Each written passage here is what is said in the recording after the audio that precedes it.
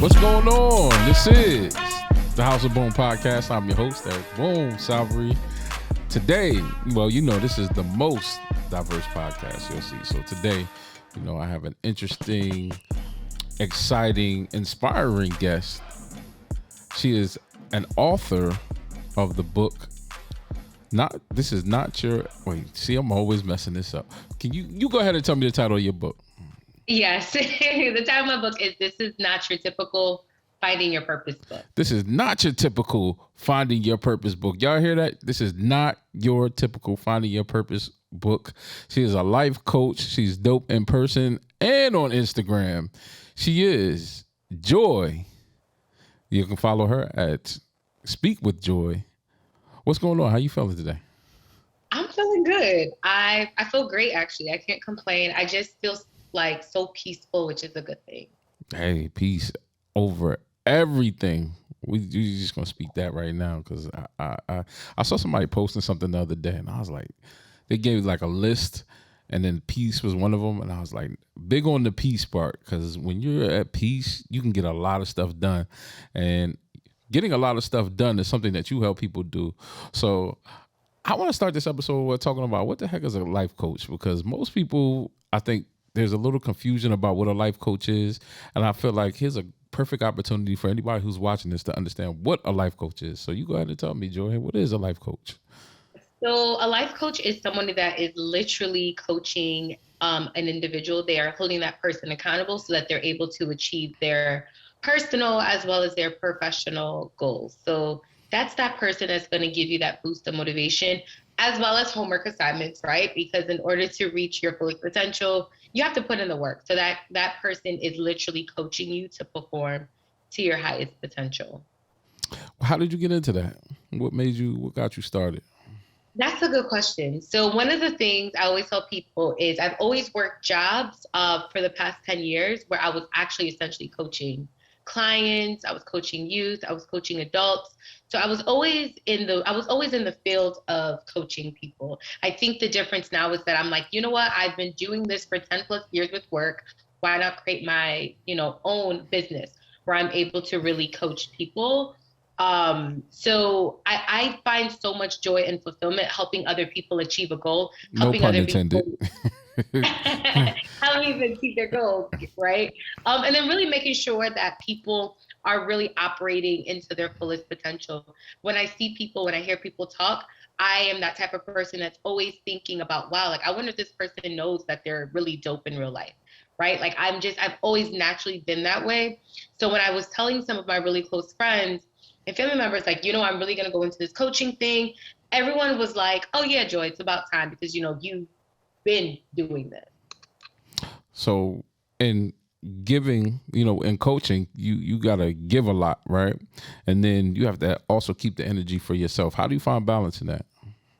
Oh, that's a good question. Finding that balance, I'm not going to lie, it's very difficult. I think in the beginning when I was really doing coaching, and even with the work that I do when it comes onto like my platform, Speak with Joy, it was hard because I was putting so much time in doing those things that I never was carving out time for myself. So the way I find that balance, of course, is like prayer. Prayer helps because it was definitely one of the most important tools for me to realize like what I should be saying yes to and what I should be saying no to. And opportunity is not always a yes opportunity. So I think when I started to grasp hold of the fact that every opportunity I'm receiving, I don't always have to say yes to it, right? And also learning to say no. Creating those boundaries allows me to actually preserve my own energy as well as my own peace of mind. And also carving time out for fun. I know for myself, if I'm not really careful, I can find myself working on my platform literally every single day. So I've definitely dedicated my Sundays where I'm not doing anything work related. I don't want to do that at all. But then I also look up different types of events and things that actually bring me joy and really do those things. So I think it's about being very proactive, and it's important because I don't want to wait until I'm like already on E when I start thinking about, okay, no, Joy, you're doing the most. So I love to have a good time. I guess my name being Joy. I love doing things that bring me joy. And so Right. that is something that I'm like very, very focused on doing. Now you talked about something that's really big, especially being somebody who likes to help people, and I find myself in that space a lot of time. You know, because I'm very like somebody hit me up, I'm ride or die. I mean, one of my boys hit me up, y'all did ABC, let's go drive down to da da da because I got to do this, got to do that. I'm like, yeah, let's do it. But being a yes guy sometimes means it's hard to say no. How do you coach somebody out of that space to have a better space for their goals? Because I focused on that, but I want to hear what your answer is. Yeah, that's a good thing. That's a good thing that you're bringing this up because this is one thing I've noticed a lot of people have a difficult time doing is saying no. So I always tell people like if someone has goals that they want to reach, I think first and foremost, you have to really get down to the root of why is their goals their actual goals, right? So when people are not really connected to their goals, they're going to say yes to everything because essentially they actually want to avoid doing the work to reach them. So really making sure that somebody who's actually creating a goal, I don't know if you heard of this format, making sure it's a SMART goal, right? So when you're setting a goal that is not in the SMART format, like if it's not specific, if it's not something that's measurable, if it's not realistic, the person's going to say yes to every single thing happening around them, and they're not going to focus on that because the fact that one, like they don't care about the goal, and also two, like they don't think that the goal is realistic enough even for them to achieve it. So I think first, really making sure that the person is connected to the goals at hand. And then two, scheduling out, right? Like I am a planner. Like I have a physical agenda because I'm old school and I write things down. So I think once you have somebody that's able to identify like why, just pretty much why their goal is their goal, having them schedule all the steps that they need. Action steps is important because if you don't have action steps, you're going to say yes, like, like this is my goal and it just stays a goal. It's never accomplished. So I think once that individual has like action steps very laid out clearly, then it allows them to kind of look at their weeks in advance and allows them to kind of plot in how to plan it, right? So if somebody has a goal of writing a book, and if they want to write a book just kind of within the next year or two, they're going to look at their weeks and say, okay, like Saturdays are going to be my like writing days. I'm going to write from 10 a.m. up until 4 p.m., right? I'm going to take breaks here and there. But when that person has it on their planner, if they have a friend that wants to do brunch with them, it's easier for them to be like, no, I can't, because the fact that they already have the action steps aligned. But then also if the person's like, yo, I want to write this book because I need to write this book because this is going to open up other doors, X, Y, and Z, so on and so forth. And then also, it's also getting down to the root of insecurities. A lot of the times we say yes to everything because let's be honest, where a lot of us might be insecure, right? Mm. Like we are afraid of whatever people are going to think about us. So you have to work on just being you unapologetically and growing in the area of your confidence. Because once you're confident, you're going to be like, look, I don't even care if you like me or not because I'm saying no because I have to say yes to me to accomplish things. So my producer Baif is in the background shaking his head in a yes motion. So I'm just gonna let you know that's a bar. You know what I mean? We just gonna put that up on the screen, maybe somehow, some way. I have a curveball question. How do I say no to Nigerian jollof rice? Because you're Nigerian, and I think Hey, y'all yes, just I make this. I don't know. It's the so for jollof rice. Nigerians, So how do I say no to Nigerian jollof rice? Like how do I? so with that, you can never say no. Oh, okay. You can never say no. With Nigerian jollof rice, there is no option. Mm. Period. There's no options. They're just number I'm one, huh? very biased. Okay. Yeah. Now I've been a host at the Jollof Festival. The last time I could tell which jollof stood out the most, and to me it was the Nigerian jollof. Welcome to other African countries to being able to impress me, but right now Nigeria has it. So Very wise man. you wrote a book. Yeah. Talk about that process. Ooh, Lord, that process was hard. I can't even lie. Um, if it was up to me, I would have never like wrote it, and I sure would not have published it at all, to be quite honest. It would have just been right in my archives, just collecting dust. I didn't want to because it's hard. It's writing is such a vulnerable thing already. And then writing with like even writing with the plan of publishing something, you're literally putting yourself out there to be judged, to be talked about, to be ridiculed, right? Right. So that process was hard. It was definitely time consuming because I work a full-time job. People think that I do everything on my platform full time. And it's like, no, I got a 9 to 5, right? And I do not plan to quit my 9 to 5 anytime soon. But there was times when I would actually, I would work until like 5 or 6. And then after work, like of course I would bring my personal laptop with me. And Okay. then I would go to like a Starbucks or I would go to a coffee shop and I would work and I would write until closing. So I would write until closing until Starbucks is like 10 or 11 o'clock when I was living in Jersey at the time. So writing there and then on Saturday mornings, editing my stuff. So it's time consuming, it's expensive, it's scary, but in the end, you still feel this sense of fullness, right? Like I still felt this sense of fullness, like, yo, like I really wrote a book. And even now I have to remind myself like I'm an author because very often I feel like I would forget. But it is one of those things where when people say you have to step out on faith and trust God and trust the process, I literally was doing all of that and more. It was God who saw me through it. I always give credit to God because it wasn't me who did the writing. I always say, God, because again, if it was up to me, I would have never done it. So when you say that you put yourself out there to be judged, were there some personal things in this book that you decided I'm going to put this out there, but I believe it's for the greater good? Oh, yes, I put my business all out there. Well, yeah, I put some of my business out there, yes. So I'm a big believer, and I wrote this in my book, that everything you are going through is somebody else's how-to book. And I live by that motto. I actually live by this principle of all the things that I've kind of experienced and dealt with, the good and bad, the foolishness.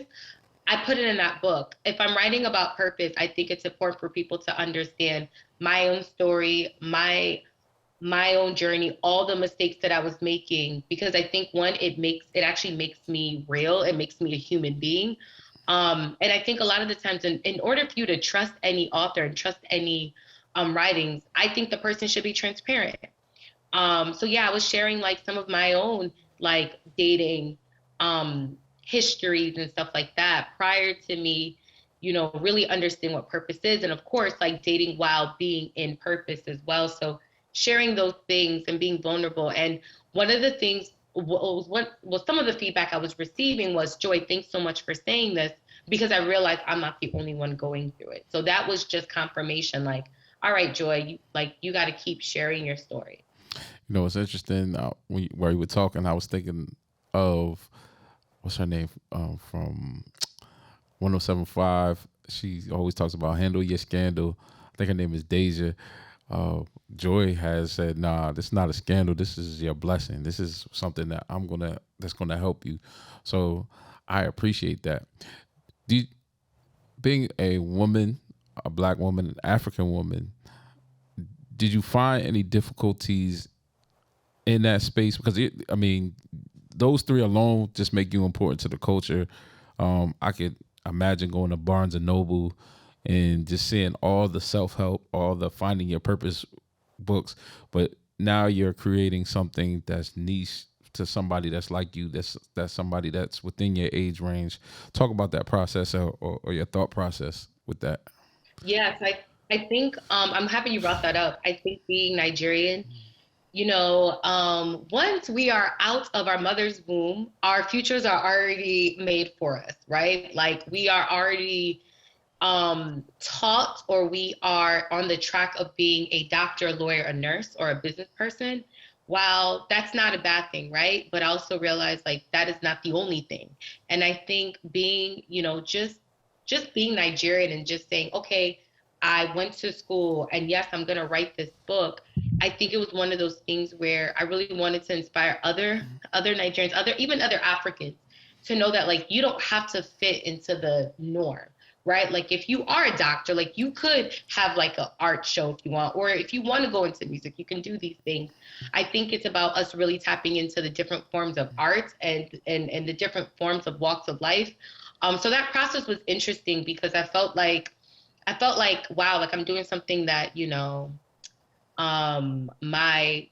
I don't want to say my culture wouldn't approve of, because they do now, right? But it's like, you know while while I was growing up, like there was no one who brought me to the side that said, hey, Joy, like if you want to be an author, like you can be an author one day. Like that's not talked about in many African homes.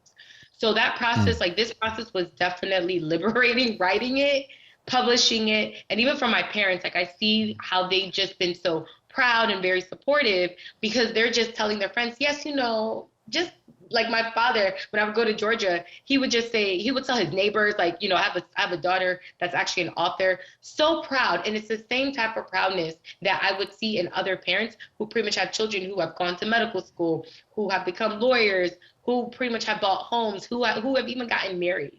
So I think it's one of those things where with Africans, it shows that we are more than someone who is, of course, like, yes, we are getting the degrees, people are getting married, people are buying homes, people are launching things, but there's other different sides and faces of it. And so I'm happy to like show that side because there are some girls that I do mentor that are actually African. And I think they're still trying to find their way on, what like kind of path can I go on? So I think the exposure piece is important. And that's how you birth more change makers. Can I ask something silly? Can Yeah. you say how your dad says it, but with like the Nigerian accent? Hey, you see, my daughter is an author. My daughter is an author now. You have to get that book. Oh, it's on Amazon. Yeah, I love it. I love it. I love it. Now, this is a podcast that's based around health and wellness. You have an athletic background. Talk about that a little bit, and then maybe how that helped you shape your book. Because I believe that the athlete inside of you never really dies, right? You may not be able to run or lift or jump as high as you used to when you were a teenager. Of course, we don't. We age, but there's still an athlete inside there, and I think that when somebody like yourself who has an athletic background, can you find reasons to pull that experience and let it resonate throughout the book? Oh, absolutely. I think, for those who don't know, like I ran cross country, indoor and outdoor track. Of course, throughout high school. And then also during my first 2 years of college, undergrad, I quit my junior year because I just wanted to focus on school. Mm-hmm. But I think being an athlete, I remember the first time I experienced and understood the power of your mindset as it relates to running. So it was during, I want to say, the third or fourth grade, I was doing the mile runs. Back in the day, you did the mile run. And I remember I had a teacher at the time. It was my gym teacher. And my gym teacher told me, you know what, Joy, I want you to try your best because they definitely saw the fear in my eyes. Running 4 laps at a young age, I was like, who's doing this? Like, Right. what? And I remember my teacher was like, you know what, Joy, I don't want you to focus on your time. I don't want you to focus on your place. I want you to focus on starting, but I do not want you to stop. I do not want you to give up. And while I was running, I had to remind myself mentally, like, Joy, you have to keep going. You have to keep pushing. I had to pace my breathing. I had to do all of those things. And that was the first time I experienced the power of our mindsets, right? The power of the mind. I completed the mile run and I didn't stop. So from elementary school up until high school, when we no longer did the mile run, I always completed it without stopping. Mm. And that was when I realized the power of your mind, how important being resilient is, and even competing as an athlete. If you're going into any race, any game, and you have the mindset of, like, I'm gonna suck, just guess what? Like, you're gonna do bad, right? And so I definitely experienced those moments where I mentally gave up prior to races, and it showed in my performance. And then I also experienced times when I was like, no, like, I'm gonna do my best, and I really did my best. So that formed a level of like me being mindful of pretty much like what I'm thinking about myself, even resiliency. In the moments when things are hard, am I going to keep going or am I going to keep stop or am I going to stop? So in writing, the moments where I wanted to throw in the towel and I'm just like, you know what, God, this was cute. Like, you can get somebody else to do this. I had to remind myself, right? Like, you know what, am I going to really throw in the towel because I'm actually going to stop something that I was actually called to do and to start. And for some reason, there was no peace that I experienced from doing that. Very similar to like being an athlete and running and even working out. pushing yourself, and the physical pain is only but a short period of time. Because when you're working out or when you're competing, when I was doing the 800 meters, I was like, "Ooh, this was a lot." But Right. eventually, the race started, but it eventually ended. And because when the race ended, I looked back and I was like, "Yo, I did this. Like it wasn't that bad. Like I can do this again." That was my mentality. So very similar to riding. Like it was hard, but because I didn't stop and I finished it, I can literally say, you know what? I can do this again. So funny story. My first year, I ran track pretty much all 4 years of high school. My first year was like I was on the team for like 2 weeks. Then I moved, and then I was like, okay, I got to get in shape for football. That first year, I was terrible. I mean, I always had a little speed. I remember running the 200 indoor or the 100 meters, but the 100-meter indoor is like two laps because the tracks are smaller. And I remember there's this funny video. I hope they buried it, but I could tell the story anyways of me running. I'm coming around. So it's an indoor track. They have bleachers. So you see the starting line, then you go around the bleachers, and then there's a straightaway. Then you go around the second bleachers, and then there's the finish line. So everybody comes out the second side. So you see me. I'm coming out. I'm fast. I'm running. I'm like, got this. Around the first bleachers, you see me. Like, if I wasn't in first, I was probably like second. And then you coming around the second bleacher and you see everybody else come out and you don't see me. And I'm just like, I'm dead. I had no endurance. Then you just see me like this slow pace towards the finish line.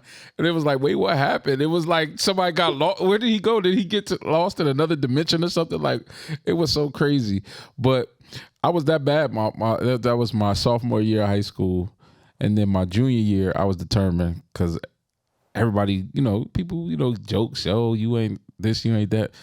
And I was determined. And I just remember, like you said, that determination of in practice, like we running like winter track, spring track. Like I think I won most improved both seasons. And it was crazy because it's like when you set your mind to it that I'm not going to suck. I'm not going to, it takes grit and you got to get it. And I believe that track of all the sports, because it's an individual, yet it's a team sport, because in high school you're on a team, and then if you're running relays, obviously you're on the team, so you got to do all that stuff. But when it comes to the individuality, it's either you're going to get better or you're not. And when you're talking to me about, your coach is telling you not to stop and all that jazz, it's like, man, I get it. So I definitely understand where you're coming from. And while we're on the theme of track and running, you do understand that because you're a guest on my podcast, you get a workout. So you're gonna get a House of Boom workout. I ain't gonna kill you. We're gonna do something though. And now that I know you're in the city, right? You're in the city now. Yep. I have the perfect gym to go to. It's one you visited before. It's called the Green Gym in Brooklyn. Yes. Yeah, and I love the people over there. Some of the trainers, Marcus and all those guys over there. So we're gonna get a workout in over there. So maybe you can invite some friends. Now, don't invite your friends because then they're gonna be mad at you. But I saw you doing some push-ups the other day. What was that all about? So so at my job, one of my coworkers, he's a trainer on the side. So Friday after work, he decided to have us do a workout. I was like, you know what? Like I could do this. Man, I was so sore. The very next day, I was like lifting up my arms and it was sore. Mm-hmm. But I want to give him a shout out to Dan. He's doing amazing things. Very great at the work that he does with training.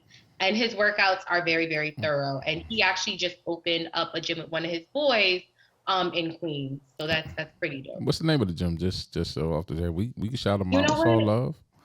I'm going to let me pull it up on the gram. All right, do you? So this is one thing I love to do. I love putting people on and giving people shout outs. So let me pull this up.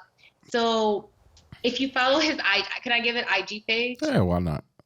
Okay. So the IG page is Dan's, DANS fitness.club. Mm-hmm. And so all of his information, like reaching out to him regarding his services and such. And he's right in Queens, which is pretty dope. So maybe we'll pivot from the Green Gym and maybe we'll go to Dan's Fitness Club and then make it happen there so he can get some love and people can figure out where his information is.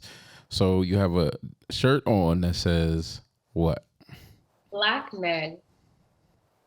I don't know if you All right. see it, but Black Men Are Dope from Al Hardy. He has the Black Women Are Dope shirts as well. I have it as well as in white. So, I love to show love to the people that are doing really great things. So are black men dope? And give me. Black men are phenomenal. All right. Tell me 2 reasons why. Why do you love black men?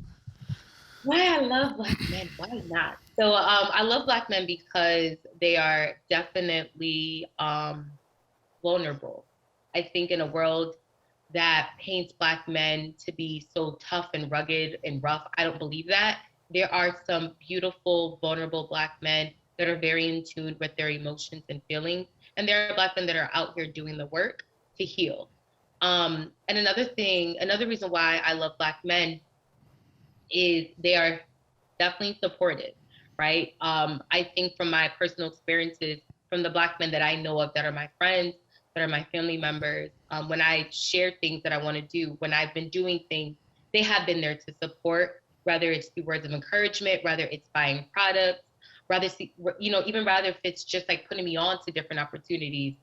And that's why I love being my Black man. Well, the creator of the shirt is Al Hardy, right? Yes, Al. Yeah. So he started off with a shirt called Black Women Are Dope.